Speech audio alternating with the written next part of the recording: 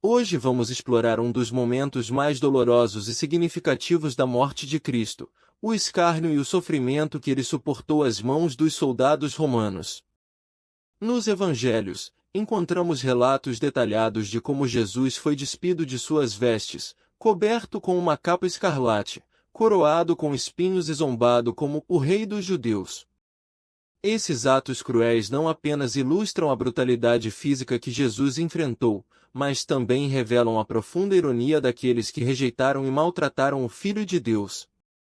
Vamos mergulhar nesses relatos bíblicos e refletir sobre o significado espiritual desses eventos.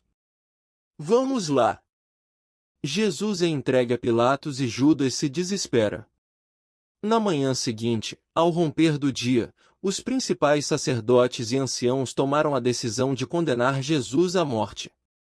De acordo com a lei judaica, essa decisão não deveria ter sido tomada durante a noite. Porém, devido à proibição romana de os judeus realizarem execuções, eles precisavam entregar Jesus a Pôncio Pilatos, o governador romano da Judéia de 26 a 36 d.C. É significativo que o verbo grego usado para entregar Jesus a Pilatos seja o mesmo usado para descrever o ato de traição de Judas. Joséfo, o historiador, descreve Pilatos como um governante astuto e implacável, que em várias ocasiões reprimiu violentamente judeus e samaritanos para manter a ordem. Reclamações sobre a brutalidade de Pilatos foram levadas aos seus superiores. Parece que Pilatos estava em Jerusalém durante a Páscoa justamente para evitar tumultos, contando com a presença maciça do exército. O relato do remorso e suicídio de Judas mostra que, ao perceber sua culpa, ele se encheu de pesar. No entanto, sua tristeza não o levou ao verdadeiro arrependimento. Na manhã seguinte, ao romper do dia, os principais sacerdotes e anciãos tomaram a decisão de condenar Jesus à morte. De acordo com a lei judaica, essa decisão não deveria ter sido tomada durante a noite. Porém, devido à proibição romana de os judeus realizarem execuções, eles precisavam entregar Jesus a Pôncio Pilatos, o governador romano da Judéia de 26 a 36 d.C. É significativo que o verbo grego usado para entregar Jesus a Pilatos, paradidomi, seja o mesmo usado para descrever o ato de traição de Judas. Joséfo, o historiador, descreve Pilatos como um governante astuto e implacável, que em várias ocasiões reprimiu violentamente judeus e samaritanos para manter a ordem. Reclamações sobre a brutalidade de Pilatos foram levadas aos seus superiores. Parece que Pilatos estava em Jerusalém durante a Páscoa justamente para evitar tumultos, contando com a presença maciça do exército. Judas, ao perceber sua culpa, tentou devolver o dinheiro aos sacerdotes, mas eles recusaram, pois consideravam o dinheiro manchado de sangue. Então, usaram as 30 moedas de prata para comprar um campo destinado a servir como cemitério para estrangeiros.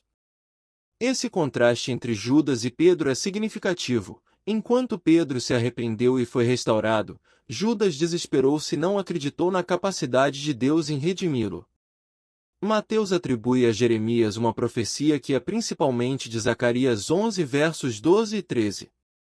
A combinação de citações era um procedimento típico da exegese rabínica. Para comentários sobre o cumprimento da profecia em relação a Judas e sobre a questão da predestinação, Mateus refere-se a Pilatos como governador. Embora escrevendo principalmente de uma perspectiva judaica, Mateus ocasionalmente menciona o papel dos gentios. Aqui, ele destaca a responsabilidade do governo romano na execução de Jesus, ressaltando a culpabilidade tanto dos líderes judeus quanto dos gentios. Recentemente, alguns estudiosos tentam minimizar ou negar o papel dos judeus na morte de Jesus para evitar o antissemitismo. No entanto, Mateus deixa claro que os líderes judeus, e em certo sentido o povo judeu, foram responsáveis pela morte de Jesus. Ao mesmo tempo, ele aponta a culpa dos gentios, representados por Pilatos e seus soldados. A solução para a acusação de antissemitismo não é alterar o texto do Novo Testamento ou questionar sua confiabilidade, mas reconhecer a culpa de toda a humanidade, pois todos aqueles que pecam contribuíram para a crucificação de Jesus. Os judeus não eram culpados por serem judeus, mas por serem humanos caídos, assim como Pilatos e seus associados. O fato de Jesus ser levado a Pilatos cumpre sua própria predição: sereis até conduzidos à presença dos governadores e dos reis, por causa de mim, para lhes servir de testemunho, a eles e aos gentios. O que é verdade para os discípulos também é verdade para o Mestre. Note que Mateus menciona governadores e gentios. Isso serve como um lembrete de que, assim como Jesus, os cristãos também sofrerão. Se Mateus está escrevendo durante o reinado do imperador Domiciano, então a referência aos gentios alude à perseguição romana contra cristãos e judeus. Em comparação, a violência judaica contra a igreja registrada em Atos parece menor, como uma simples picada de abelha. Mateus está alertando os seguidores de Jesus para estarem preparados para sofrer da mesma maneira que ele. A acusação. A pergunta de Pilatos: "És tu o rei dos judeus?", pode ter um tom de sarcasmo e ironia, dado que Jesus está amarrado diante dele. A resposta de Jesus: "Tu o dizes", é uma afirmação indireta. Mateus afirma explicitamente que, no julgamento romano, Jesus permanece calado diante dos principais sacerdotes e anciãos que o acusavam, da mesma forma que fez no julgamento judaico. É provável que Mateus tenha em mente Isaías 42 verso 2 e 53 verso 7, "Não clamará, não se exaltará, nem fará ouvir a sua voz na praça", e "ele foi levado ao matadouro, e não abriu a boca". Pilatos ficou impressionado com o silêncio de Jesus. Jesus ou Barrabás? Neste ponto, Lucas registra o exame feito por Herodes em Jesus e a subsequente declaração de inocência por Pilatos. Em contraste, Mateus prossegue diretamente para a oferta de anistia de Pilatos. Apenas nos evangelhos ficamos sabendo do costume pascal de libertar um prisioneiro. Alguns acreditam que a Misná sugere, embora vagamente, tal costume. Talvez Pilatos tenha implementado essa prática localmente para aplacar os judeus. Sob a lei romana, Pilatos só podia libertar um prisioneiro não condenado. Presume-se que o veredicto de Barrabás ainda não tinha sido dado. Quem era Barrabás? Mateus o descreve como um preso bem conhecido. De Marcos e Lucas sabemos que ele era um rebelde e assassino, envolvido numa insurreição na cidade. Seu nome significa Filho do Pai. Mateus menciona o nome e Jesus Barrabás. Se essa variante estiver correta, a ironia é evidente. O povo pede a libertação do rebelde chamado de Jesus, Filho do Pai, enquanto exige a morte de Jesus, o Filho do Pai. Note as frequentes referências de Mateus a Jesus chamando Deus de meu Pai. Pilatos oferece libertar Jesus, sabendo que ele é inocente e vítima de inveja. A esposa de Pilatos.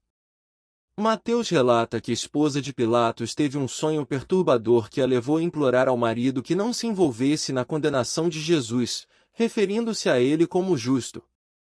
Mateus, ao usar frequentemente a família léxica de justiça, sugere um significado profundo e duplo nesse termo.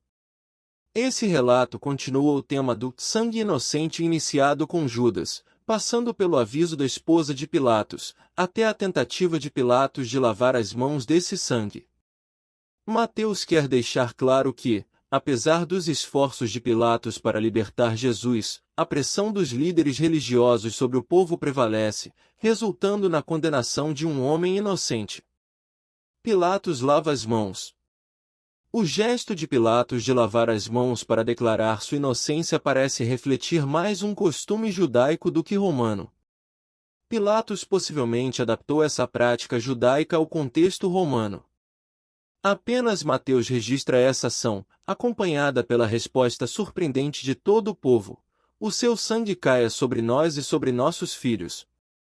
Essa aceitação da responsabilidade pela morte de Jesus por parte do povo reflete um entendimento de que eles são culpados por seu sangue.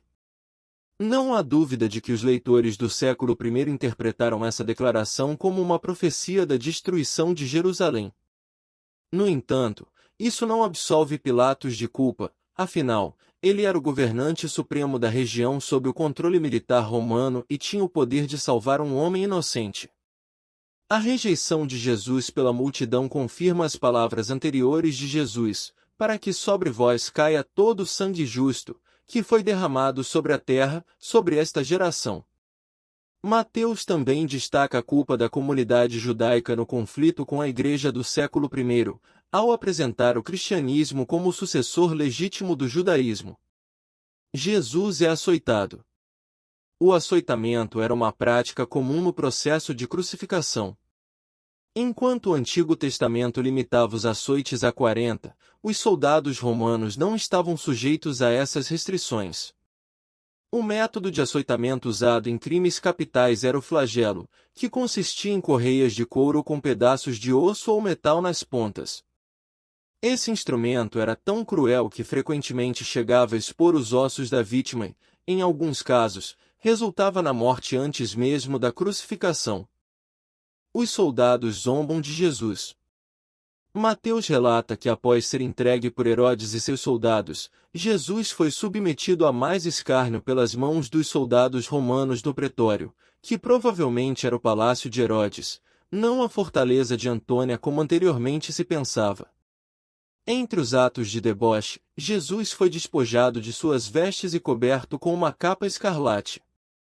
Lucas, por sua vez, menciona que Herodes e seus soldados escarneceram de Jesus, vestindo-o com uma roupa resplandecente antes de devolvê-lo a Pilatos. Possivelmente, a capa escarlate mencionada por Mateus veio de Herodes, indicando dois episódios distintos de escárnio pelos soldados, com ambos os evangelistas enfatizando a humilhação sofrida por Jesus. Marcos e João descrevem a capa como sendo púrpura, uma cor associada à riqueza e à posição naquela época. Essas cores, escarlate e púrpura, eram emblemáticas e destacavam a farsa que os soldados romanos encenaram.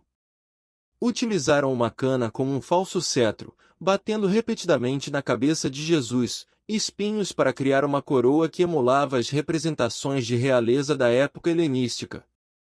Ao zombarem dele como rei dos judeus, os soldados se curvaram em falsa reverência, ironizando o título que mais tarde seria pregado acima de sua cabeça na cruz. O que eles faziam em escárnio e zombaria um dia será revertido em reconhecimento e submissão diante dele como o Senhor. Mateus ressalta que tudo isso cumpriu as predições de Jesus sobre o sofrimento que enfrentaria nas mãos dos gentios. Chegamos ao fim deste estudo profundo sobre o escárnio e o sofrimento de Jesus às mãos dos soldados romanos. Ao refletirmos sobre esses eventos cruciais da morte de Cristo, somos confrontados com a crueldade humana contrastada pela perfeita humildade e amor de Jesus. Ele suportou tudo isso por nós, para que pudéssemos ter vida em abundância. Que esse estudo nos leve a uma profunda gratidão pelo sacrifício de Cristo e um compromisso renovado de segui-lo com sinceridade, obediência e fé. Obrigado por assistir.